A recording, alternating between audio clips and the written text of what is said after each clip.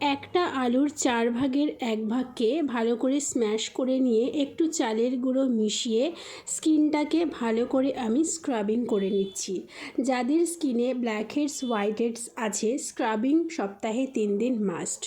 Scrubbing করতে করতে একটুখানি ভাপ নিয়ে নিলাম।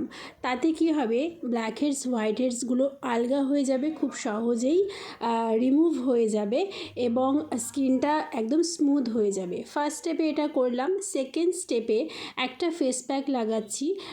সেই স্ম্যাশ পোটাটো থেকে কিছুটা অংশ নিয়ে তার মধ্যে একটু বেসন, একটু কী বলে ওটাকে, 1 চিমটি হলুদ আর একটু গ্লিসারিন মিশিয়ে একটা প্যাক তৈরি করে ফেসে লাগিয়ে রেখে 10 মিনিট ওয়েট করার পরে মুছে ফেললাম একটা ভেজা টিস্যু দিয়ে।